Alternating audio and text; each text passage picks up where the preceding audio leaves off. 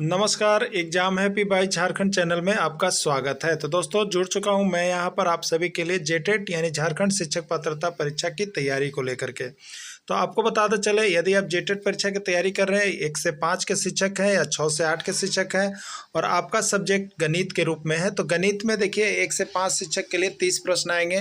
तो आप 30 में 30 लाने के लिए आप हमारे साथ अवश्य जुड़ जाइएगा, क्योंकि आपको हम बता देते हैं परीक्षा का फॉर्म यहाँ पर भराना शुरू हो गया है, परीक्षा का डेट भी आ गया है। ठीक है, तो अब रही बात कि इसमें हम कैसे तैयारी करें कि अच्छे मार्क्स आए। तो देखिए बहुत से चैनल है, बहुत सी किताबें भी आ चुकी है जो आपको यहाँ दिग्भ्रमित कर रहा है। तो आप दिग्भ्रमित नहीं होंगे, आपको हम बता देते हैं। आप JCERT टेक्स्ट बुक जो जैक की किताब है उससे पढ़ना कभी भी नहीं भूलिएगा, क्योंकि सारा प्रश्न वहीं से फंसेगा। ठीक है, तो हम आपके लिए देखिए JCERT टेक्स्ट बुक का 6 to 10 तक का मिनिमम यहाँ पर आपको हम कंप्लीट करवा रहे हैं, जिससे आपका लगभग यहाँ 30 जो प्रश्न है उसमें 25 प्रश्न आपका यहाँ से आने की संभावना रहेगी। तो आप सभी JCERT टेक्स्ट बुक से यहाँ पर मैथ का क्लास करना कभी भी नहीं भूलेंगे। जिनको अभी मिले आप क्लासेस ज्वाइन कर लीजिएगा। आपको यहाँ सारा क्लासेस जो है JCERT जैक की किताब से करवाया जा रहा है, जो कि जैक के द्वारा ऑथेंटिक किया गया है। तो आप सभी जेटेट परीक्षा में अच्छे मार्क्स लाना चाहते हैं, परचम लहराना चाहते हैं, तो आप यहाँ से जुड़ेंगे। ठीक है, देखिए आपके लिए एक ऑफर चलाया गया था, आपको एक प्रथम 100 विद्यार्थियों के लिए उसको 200 किया गया था, उसका भी देखिए अब सीट फुल हो गया है। अब 1 से 5 को शिक्षक में यदि आप जुड़ना चाहते हैं तो 700 रुपये लगेंगे, और 6 से 8 के भी शिक्षक पात्रता परीक्षा के लिए जुड़ना चाहते हैं तो अब आपको 700 रुपये लगेंगे। इसलिए आप अब जल्दी करेंगे, नहीं तो यह फी बढ़ करके आपको 1000 हो जाएगी। तो आप जल्द से जल्द जुड़ेंगे और तैयारी शुरू कर देंगे, क्योंकि आपका परीक्षा बहुत ही नज़दीक है, विलम्ब नहीं करेंगे। तो आप सभी अभी के अभी देख के जुड़ जाइएगा। मोबाइल नंबर आपको दिया गया है, वहां से आप नोट कर लेंगे और तैयारी। वीडियो में देखिए हम आपके लिए यहाँ पर गणित सेक्शन के अंतर्गत क्लास 6 का एक्सरसाइज 14 और 15 इसी में समाहित है। ठीक है, और इसमें केवल उतना ही प्रश्नों को हम लेकर के आए हैं जो आपको JCERT के टेक्स्ट बुक में बना है, नहीं तो इससे प्रश्न बहुत ज़्यादा बन सकते हैं। ठीक है, और विभिन्न राज्यों के जो शिक्षक पात्रता परीक्षा पूछे गए वो भी आपको इसमें हम दिखा रहे हैं। ठीक है, चलिए इसमें हम लोग यहाँ पर चर्चा करेंगे एक्सरसाइज 14 में घन और घनाभ। ठीक है, घन और घनाभ से संबंधित सारा जिक्र इसमें किया गया है। ठीक ना, तो घन और घनाभ यानी क्यूब एंड क्यूबॉइड के बारे में हम लोग जानेंगे। देखिए जैसे यहाँ पर आप एक लूडो का गट्टी ले लीजिएगा। घन के लिए आप क्या करेंगे, लूडो का जो यहाँ पर पासा होता है, लूडो का पासा होता है ना, उस पर आप देखिएगा कितने सतह होते हैं। तो एक तरफ 1 लिखा हुआ रहता है, फिर 2 लिखा हुआ रहता है, फिर 3 लिखा रहता है, फिर 4, इस तरह से 6 होता है ना 6 होता है। तो घन में कितने सतह हो गए, मतलब कितना बार उसको खड़ा कर सकते हैं। तो 1 पर भी कभी खड़ा हो सकता है, कभी 2 पर भी वो खड़ा हो सकता है, कभी 3 पर भी। तो उसके जो सतह होते हैं, उसके जो फेस होते हैं, उसके उस सतह को क्या कहते हैं, फेस कहते हैं। ठीक है, जितना बार हम उसको खड़ा कर सकें। और घनाभ के लिए एक ईंटा का आप उदाहरण ले सकते हैं। ये मान लीजिए एक ईंटा है, इसको आप कितना बार खड़ा कर सकते हैं। ठीक है, तो देखिए एक बार इधर से खड़ा होगा, एक बार इधर से खड़ा होगा। ठीक है, एक बार इधर से भी हम खड़ा कर सकते हैं, एक बार इधर से भी खड़ा कर सकते हैं, और फिर ये एक साइड इधर है और एक साइड इधर है, मतलब 6। इसका फेस कितना हो जाएगा, 6 हो जाएगा। ठीक है, अब देखिए इसका यहाँ पर पूछता है कॉर्नर कैगो है, कॉर्नर। ठीक है, तो कॉर्नर देखिएगा जब इस तरह का ये ईंटा का फेस होता है, इस तरह से जब ईंटा का फेस होता है ना इस तरह से, तो ये कॉर्नर वाला भाग हो गया। तो एक ईंटा में एक कॉर्नर, ये 2 कॉर्नर, एक तरफ में 2 कॉर्नर हुआ। ठीक है, तो यहाँ भी 2 कॉर्नर हो गया 4, यहाँ भी 2 कॉर्नर हो गया 6, और यहाँ भी 2 कॉर्नर हो गया। तो इसे कॉर्नर कितने होंगे, कॉर्नर में कोना वर्टेक्स शीर्ष कितना होगा, तो शीर्ष हो जाएगा 8। ठीक है, शीर्ष कितना हो जाएगा 8। और उसका जो है एक घन में, घन या घनाभ कोई भी होगा, उसमें 12 किनारे होते हैं। 12 किनारे, किनारे का मतलब एज। जैसे ईंटा है ना, तो इसका एज, ये किनारा वाला भाग 1 हो गया, और इसके नीचे जो होगा ये भाग, ये 2 हो गया। तो इसी तरह से इसका फेस 6 को होता है, तो एक फेस में 2 किनारा होता है एक तरफ का, तो 2 छक 12, यानी किनारा कितना होगा इसका, 12 होगा। तो घन या घनाभ में देख लीजिए, घन या घनाभ कुछ भी होगा, उसमें 12 किनारा होता है। कितना होता है, 12 किनारा, और 8 कोना। क्या होता है, 8 कोना, और 6 सतह। सतह मतलब कि हम खड़ा कर सकते हैं, कोना मतलब ये कॉर्नर वाला भाग, और किनारा मतलब ये किनारे किनारे वाला ईंटा का भाग कैगो होता है। तो आप गिन के भी एक ईटा को अपने हाथ पे रख लीजिए और देख लीजिएगा, सब कुछ आपको पता चल जाएगा। तो यहाँ पूछा है एक घन में कितने शीर्ष या कोना होते हैं। तो घन या घनाभ में कितना होता है, 12 किनारे, 8 कोना, 6 सतह। यहाँ कोना पूछा है वर्टेक्स, तो इसका आंसर किस में जाएगा, 8 में जाएगा। ये यूपी टेट में 2 बार, सीजी टेट में 1 बार और एमपी टेट में 1 बार पूछा हुआ प्रश्न है, इसको कम मत आकिएगा, ठीक है। अगला देखिएगा, एक घन में कितने सतह होते हैं, कितने सतह होते हैं, फेस, ठीक है। सीजी टेट में इसमें 2 बार ही प्रश्न पूछा गया है कि घन में कितने सतह होते हैं। सतह मतलब कितना बार हम खड़ा कर सकते हैं उसको। तो घन अगर लूडो का गोटी आप उदाहरण लीजिएगा तो उसमें 6 होता है, लास्ट 6 लिखा हुआ रहता है एक साइड, तो 6 सतह उसके होते हैं। तो इसमें आंसर हो जाएगा 6। कितना हो जाएगा, क्लियर, 6 हो जाएगा।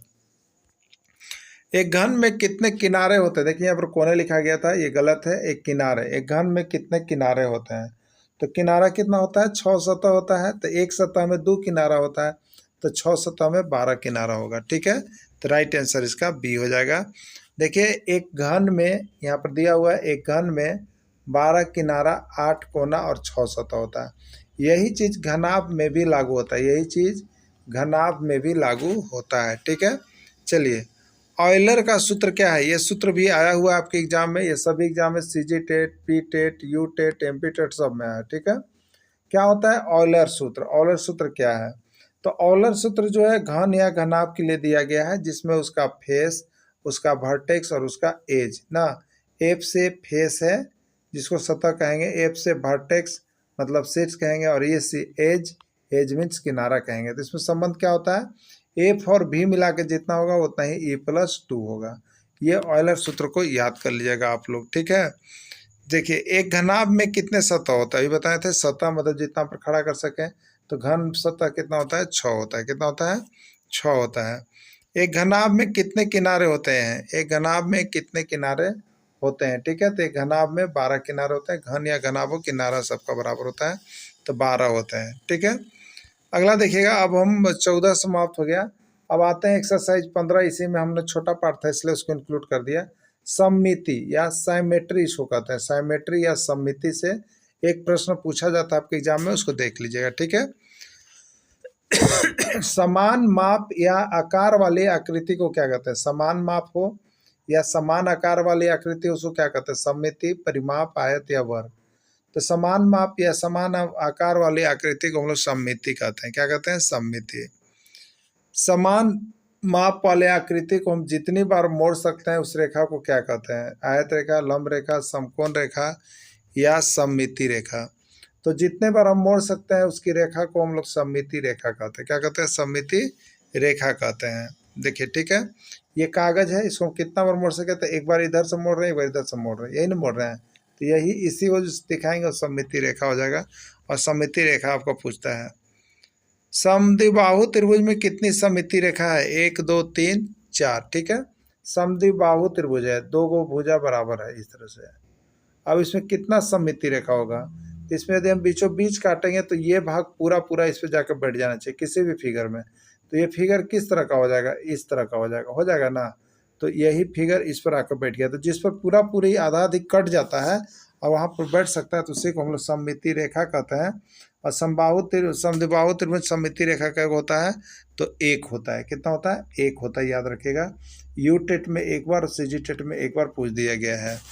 अगला है, देखिएगा यहाँ पर, समबाहु त्रिभुज में कितनी सममिति रेखा होती है, समबाहु त्रिभुज में कितनी सममिति रेखा हो सकती है, खींची जा सकती है, 1 2 3 या 4, कितना खींचा जा सकता है, ठीक है। देखिए समबाहु त्रिभुज एक बना लीजिएगा आप, समबाहु त्रिभुज अपने स्तर से। तो देखिए इसमें इधर से भी मोड़िएगा तो ये ए एक दूसरे बढ़ जाएंगे, अगर इसमें इधर से भी मोड़िएगा तो ये एक दूसरे से बढ़ जाएंगे, इधर से भी मोड़िएगा तो ये बढ़ जाएंगे, यानी इसमें 3 बार हम मोड़ सकते हैं। तो समबाहु त्रिभुज सममिति रेखा की संख्या कितनी हो जाएगी, 3 हो जाएगी, ठीक है। चलिए अगला देखिएगा, देखिए यहाँ बनाया हुआ भी है कैसे हुआ। एक बार ऐसा ऐसे को मोड़ेंगे हम, ये दोनों एक पर एकदम माप पर बैठ जाएगा। एक बार इधर से मोड़ेंगे तो ये तीसरा हो गया, और इधर से मोड़ेंगे तो दूसरा हो गया, तो तीसरा हो गया, 3 होता है, ठीक है। एक अर्धवृत्त में कितनी सममिति रेखा हो सकती है, 1 2 3 या 4, ठीक है। देखते हैं, एक अर्धवृत्त हम लोग बनाएंगे, एक अर्धवृत्त, तो इसमें सममिति रेखा कितनी हो सकती है बताइए। तो इसमें सममिति रेखा अगर हम इसको ऐसे काटते हैं, ऐसे, तो ये पूरा भाग इस पर आकर बैठ जाना चाहिए, इसलिए इसमें सममिति रेखा 1 हो जाएगा। कितना हो जाएगा? 1 हो जाएगा सममिति रेखा। ठीक है, राइट आंसर ये है 1 है।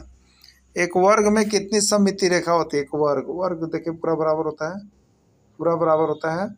तो हम क्या करेंगे, देखिए एक बार ऐसे भी इसको मोड़ सकते हैं, एक बार ऐसे भी मोड़ सकते हैं, और एक बार क्या कर सकते हैं हम लोग, देखिए एक बार इस तरह से भी ले सकते हैं, इस तरह से, इधर से और इधर से। तो एक इधर से हुआ, एक सममिति रेखा इधर से हुआ, फिर एक इधर से हुआ और फिर एक इधर से होता है। कितना हुआ? 4 हो गया। कितना हो गया? 4 हो गया। तो वर्ग में कितनी सममिति रेखा होती है? 4 होती है, याद रखिएगा। ठीक है, 4 होती है। देखिए यहाँ पर सारी चीज़ का मेंशन कर दिए हैं। अंग्रेजी के अक्षर डी में कितनी सममिति रेखा होगी बताना है। एक प्रश्न आता है 1, 2, 3 या 4। ठीक है, तो अंग्रेजी का अक्षर कितना हम लिख देते हैं? डी। इसमें कितनी सममिति रेखा होगी?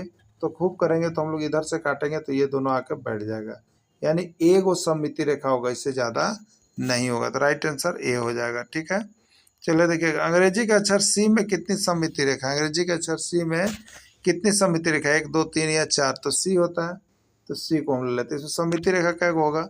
तो कैसे तोड़ी है कि एकदम एक दूसरे के ऊपर बढ़ जाते हैं, इस तरह से हम तोड़ेंगे तो ये भाग इस पर आकर बढ़ जाएगा या ये भाग इस पर आकर बढ़ जाएगा। ठीक है, तो ये बराबर हो जाएंगे। इसलिए अंग्रेजी का अक्षर सी में कितनी सममिति रेखा है? तो सममिति रेखा की संख्या यहाँ पर 1 है। कितना है? 1 है। कितना है? 1 है। ठीक है, चलिए एक वृत्त में कितनी सममिति रेखा हो सकती है? एक वृत्त है, देख लीजिए एक वृत्त, इसमें सममिति रेखा इधर से भी काटोगे तो भी बराबर, इधर से काटोगे तो भी बराबर, इधर से काटोगे तो भी, इसका कोई लिमिटेशन नहीं है, अनंत है। कितनी सममिति रेखा? तो अनंत खींची जा सकती है, यानी राइट आंसर इसका बी होगा यहाँ पर। ठीक है, राइट आंसर बी होगा।